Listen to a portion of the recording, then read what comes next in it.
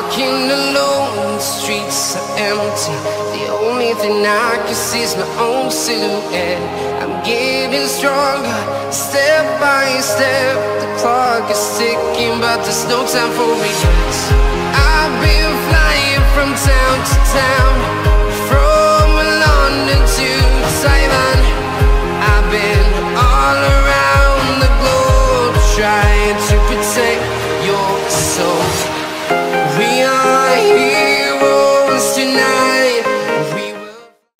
Hi there! Então estamos aqui nesse vlog de maratona literária de 12 horas. É um esquenta para a maratona literária de Páscoa. E eu quero atualizar vocês um pouquinho sobre as leituras que eu fiz hoje. A TBR para esse dia eu vou deixar o link no box de descrição, onde eu vou explicar mais um pouquinho sobre essa maratona e a maratona de Páscoa. Mas eu trouxe The Satanic Verses para ler ao menos algumas páginas dele. Ele é bem grossinho, então eu quero ler pelo menos 50 ou 100 páginas. E isso se der tempo, porque minha prioridade é O Deus das Pequenas Coisas, de Arundhati Roy. Gente, esse é um livro de 337 páginas. Eu comecei essa maratona 10 horas da manhã, hoje é 4 de abril. Então eu comecei essa maratona 10 horas da manhã e ela vai até as 22 horas deste dia. Vou mostrar pra vocês que horas são agora, ok? Agora são exatamente 13h18. Então eu já tô lendo algumas horas. Claro que eu não só fiz isso, tomei café, fiz algumas coisas, mas me concentrei mais na leitura e eu consegui ler de O Deus das Pequenas Coisas. Quantas páginas, gente? 71 páginas. Eu vou ter que dar um gás aí à tarde, mas é um texto incrível. Gente, que escrita poética. Eu já havia lido O Ministério da Felicidade Absoluta, dessa escritora, mas O Deus das Pequenas Coisas tem uma escrita muito lírica e também política. Gente, tem uma cena aqui que dá um pouco de asco, que é quando a Mu, que é a mãe dos protagonistas, os protagonistas aqui são dois gêmeos, não é? Rael é a menina e esta o menino. Então é bem legal que a gente vai tendo a narrativa em terceira pessoa, mas vai vendo muitas cenas sob a perspectiva dos gêmeos.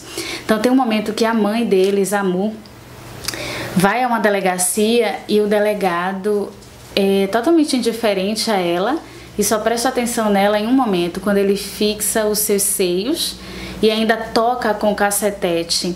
E a narrativa diz assim, que parecia que ele estava escolhendo mangas numa feira, dizendo quais ele queria levar. E ele a trata muito mal, deixando bem destacado o porquê disso, porque ela era uma camponesa, era da casta dos trabalhadores, uma das castas baixas da religião hindu. Então isso vai aparecer. Esse livro aqui, ele se ambienta em Kerala, em uma vila chamada Ayamene, e é uma vilazinha, então uma comunidade ali dentro de Kerala, onde várias religiões se mesclam, como o hinduísmo, como o cristianismo, enfim. E tem um personagem aqui que nessas primeiras páginas eu gostei muito dele, de um discurso, de uma atitude que ele teve. Por exemplo, quando seu pai estava batendo na sua mãe, ele chegou, pegou no braço do pai e disse para o pai nunca mais fazer isso. E desde então o pai não cometia mais aquela violência doméstica. O nome dele acho que é Chaco, se não me engano é Chaco, eu estou ainda aprendendo os nomes. Ele estudou na Universidade de Oxford e agora está de volta à vila. E ele fala sobre a história para as crianças de uma forma belíssima, gente, muito bela. Eu saí grifando aqui toda a parte que ele disse. Depois eu vou ficar um pouco meio chateada com ele, porque ele vai mostrar um machismo em relação à sua irmã Mu, né, achando que ele que tem que resolver as coisas na empresa da família, que é uma fábrica de geleia, gelatina. Mas essa parte onde ele explica para as crianças o que é história é lindo demais. Aí eu marquei aqui, deixa eu ler para vocês. Ele primeiro fala para as crianças que o seu pai era muito anglófilo, porque o pai dele vai morrer e tal, e depois ele disse para as crianças vão procurar no dicionário o que é anglófilo. E as crianças encontram isso. Pessoa que demonstra boa disposição pelos ingleses. Aí eles não sabem o que é disposição, vão procurar o que é disposição. Mas assim, é bem interessante quando o Chaco, é Chaco mesmo o nome dele, fala para as crianças como essa anglofilia, que é esse amor exacerbado pelos colonizadores, pelos imperadores, atrapalham as pessoas das colônias a enxergarem sua própria história. Então ele diz assim na página 61. Chaco disse aos gêmeos que, mesmo detestando ter de admitir, eles eram todos anglófilos. Era uma família de anglófilos. Ele explicou aos dois que a história era como uma casa velha de noite, com todas as lâmpadas acesas e os ancestrais sussurrando lá dentro. Para entender a história, Chaco disse, temos de entrar na casa e ouvir o que eles estão dizendo, e olhar os livros e os quadros nas paredes, e sentir os cheiros. Gente, eu achei fantástico isso aqui. E mais forte ainda o que está na página 62. Chaco disse, né? Somos prisioneiros de guerra. Nossos sonhos foram manipulados. Não pertencemos a lugar nenhum. Navegamos sem âncora por mares turbulentos. Pode ser que nunca nos permitam desembarcar em terra. Como a história é uma casa, ele diz assim, mas nós não podemos entrar, porque fomos trancados do lado de fora, e quando olhamos para dentro das janelas, tudo que vemos são sombras. E quando tentamos ouvir, tudo que ouvimos é murmúrio. E não podemos entender o murmúrio, porque nossas cabeças foram invadidas por uma guerra. Uma guerra que ganhamos e perdemos. O pior tipo de guerra. Uma guerra que captura os sonhos e ressonha todos. Uma guerra que nos fez adorar nossos conquistadores e desprezar a nós mesmos. Gente, que texto forte! Demais. E assim, como eu também estudo literatura pós-colonial, para mim esse texto, que é ficção, traz uma carga de historicidade, de conteúdo teórico, potente para levar a reflexão filosófica. Então eu estou adorando e espero trazer mais novidades sobre essa leitura em breve. Até mais!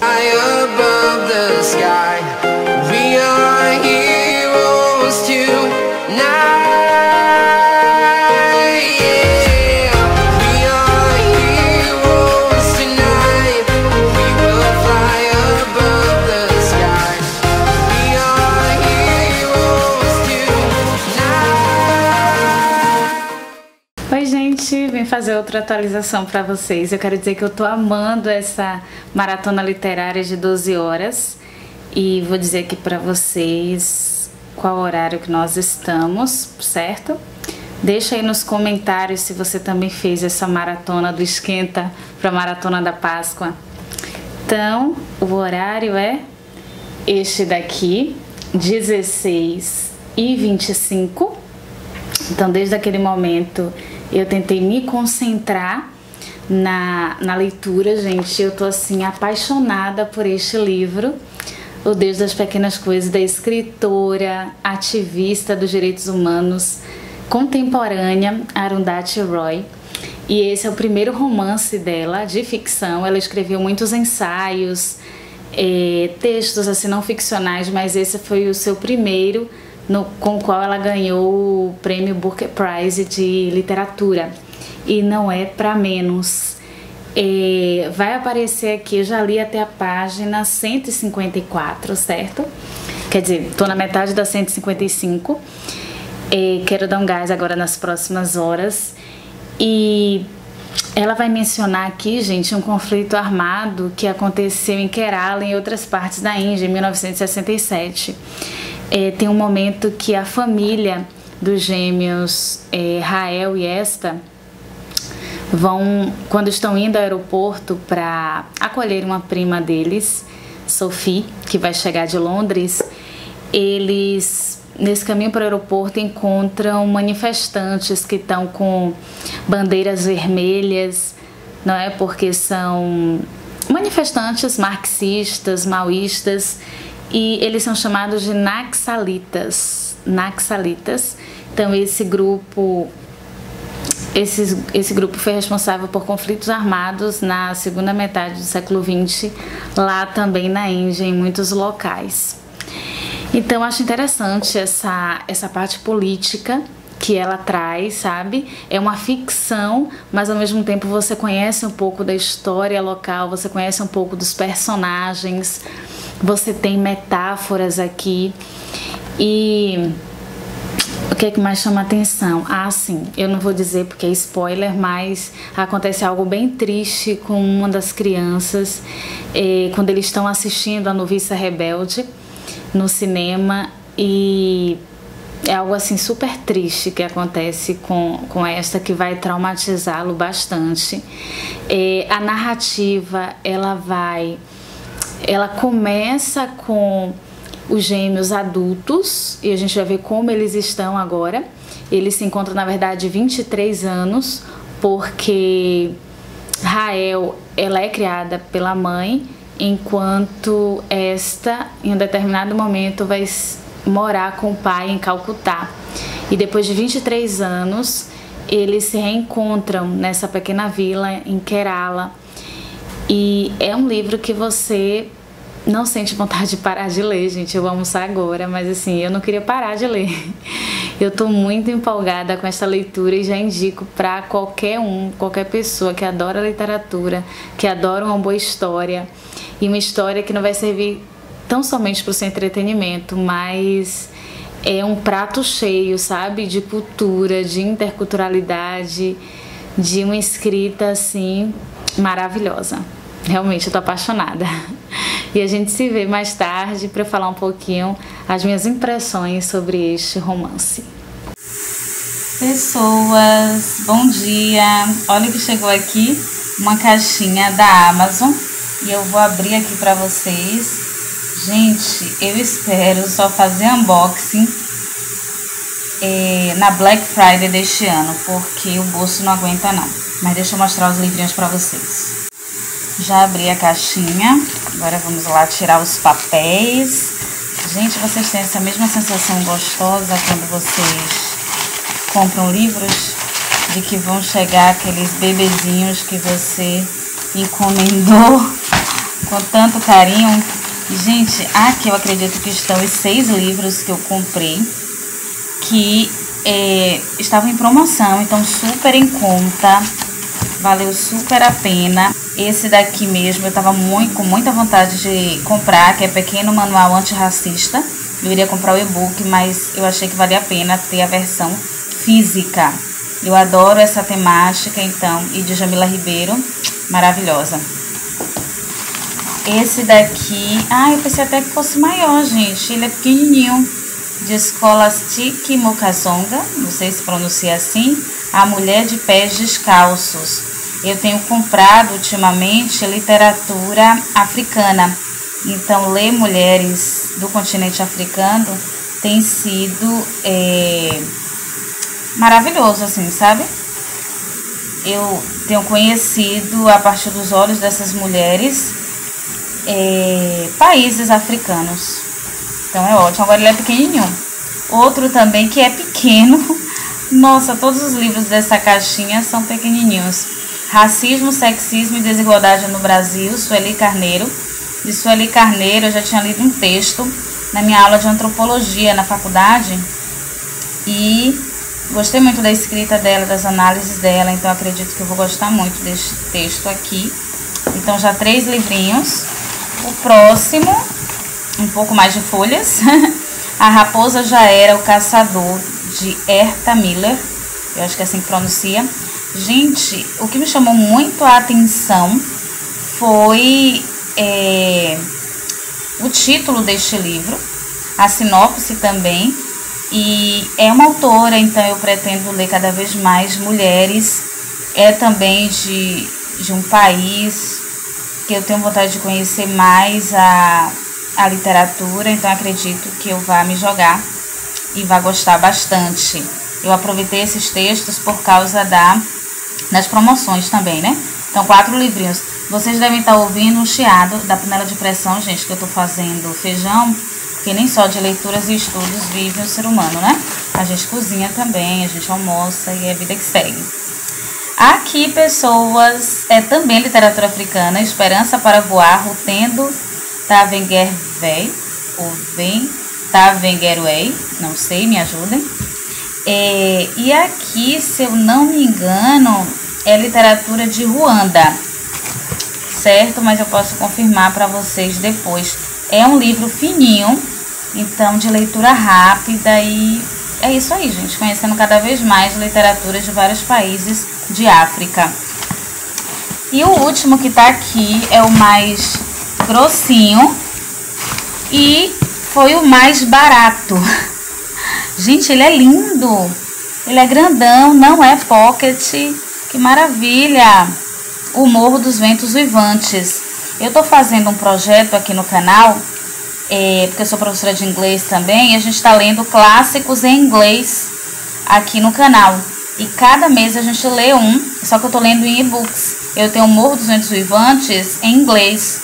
Então acho que vai ser bem legal ir lendo o e-book em inglês e lendo em português para fazer essa comparação.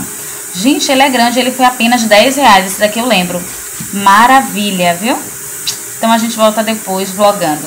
E gente, eu já tô com saudade desta narrativa. Eu cheguei na página 226 e assim, eu não quero ler mais nada. Salma Rushdie vai ter que ficar para outro dia, acho que amanhã eu pego, enfim. Mas eu quero continuar com a narrativa de Arundhati Roy.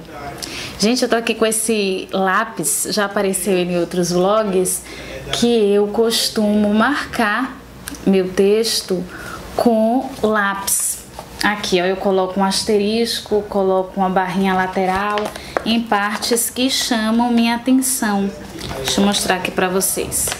Em uma tá o asterisco, em outra tem eu sublinho.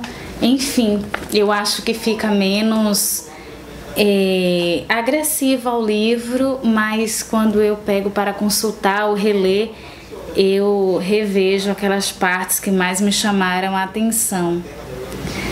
Tem mesmo uma parte aqui que eu dialogo, às vezes eu coloquei que horror, na página 82, quando a avó dos gêmeos, né, diz assim, sobre seu esposo falecido: Papati não permitia que paravãs entrassem em casa, ninguém permitia, não tinha permissão para tocar nada que os tocáveis tocavam. Casta hindus e casta cristãos.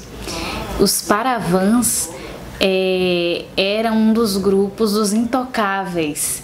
E vai aparecer aqui um paravã muito importante que trabalha na fábrica da família de Amu e dos gêmeos, que é Veluto.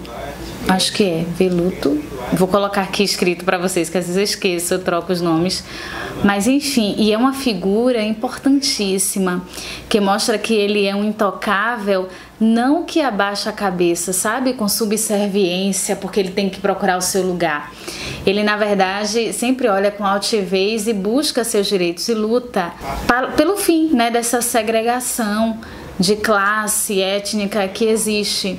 Ele mesmo estava nessa manifestação que parou o carro da família dos gêmeos, e Rael, que é a menina, parece que o viu, só que ele fingiu que não a reconheceu e saiu pela multidão, porque ele não quer que a família saiba que ele está nesse intento aí mais revolucionário. E eu acho que o final do livro vai trazer uma grande surpresa com ele. E quem parece que gosta dele de uma forma diferente é a Amu, a mãe das crianças. Ela já é divorciada, né? Então tem até alguns momentos que a avó dela diz assim, a bisavó dos meninos diz assim: essas crianças são teimosas ou danadas porque precisam de um pai. E nessas são criadas por você, com uma mulher divorciada, como se ser uma mulher divorciada fosse uma coisa terrível para aquela comunidade. E a gente sabe que, como até hoje, às vezes tem certo preconceito, quanto mais naquela época, que é final do século XX, e na Índia, uma sociedade, como uma comunidade mais rural, mais tradicional, né? E a Mu, ela tem esse desejo, sente essa atração por esse rapaz intocável, mas ela tenta sempre esconder e controlar, né, esses ímpetos que ela sente. Mas assim, gente, é uma narrativa fantástica, porque ao mesmo tempo que o Deus das Pequenas Coisas vai tratar de temas fortes como conflitos armados, revolução política, fome, sabe, violência doméstica, abuso sexual, pedofilia. Ele vai tratar também de coisas leves, triviais do cotidiano, sob a perspectiva das crianças. Porque ao mesmo tempo que você tem alguns capítulos aqui com eles adultos, a maior parte da narrativa é com esse flashback da experiência de Rael e Esta como crianças. Tem também a prima deles, que é Sophie Moll, e Sophie, que vai chegar de Londres, e aí mostra toda aquela preocupação que a família tem quando vai receber essa menina. Querem estar falando o melhor inglês possível, não querem passar vergonha, querem mostrar que a Índia é um país bem civilizado. Enfim, então assim, você consegue refletir sobre vários aspectos políticos, pós-coloniais, mas com uma narrativa que em muitos trechos é leve e poética, né? Então é maravilhoso. Daqui a pouco eu volto, pessoas, que já são as 8 horas agora, e 10 horas da noite nós terminamos esse nosso esquenta para a Maratona de Páscoa, essa maratona de 12 horas. Se você gosta de vídeos como esse, já vá deixando o seu like, tá bom? Até mais! Oi pessoas, como é que vocês estão? Eu tô aqui para a última atualização desse vlog de maratona literária de esquenta, antes da Maratona da Páscoa, uma maratona de 12 horas. E eu quero dizer para vocês que foi uma maratona muito produtiva. Eu não consegui terminar O Deus das Pequenas Coisas, mas faltam pouquíssimas páginas. Com certeza eu continuarei amanhã. Só não vou continuar hoje porque já tô cansada. Agora são 22 horas e pouquinho. Então realmente a gente fez essa maratona de 12 horas. E eu li, gente, até a página 281 para começar então a segunda parte deste capítulo 14. Eu tô no capítulo 14, mas são poucos capítulos, os capítulos são um pouco grandes. E o que eu posso falar, gente, esse livro é incrível e dá até uma pena de terminar a leitura agora, porque nas últimas páginas que eu li tá um mistério, tá assim uma narrativa super eletrizante, sabe aquela narrativa mais tranquila e reflexiva? Tá passando para uma narrativa praticamente de suspense agora no final, porque a gente precisa saber o que é que vai acontecer com o Velucci. Ele tá sendo acusado de uma coisa, aconteceu uma coisa super triste com a prima dos gêmeos e também com eles, e eu sinto que nessas últimas páginas a gente vai saber o que é que foi tão traumático para a vida de Rael e para a vida de Esta, né, que vão se encontrar 23 anos depois, nesse mesmo vilarejo em Kerala. Então, gente, é um texto incrível, por favor, leiam esta obra.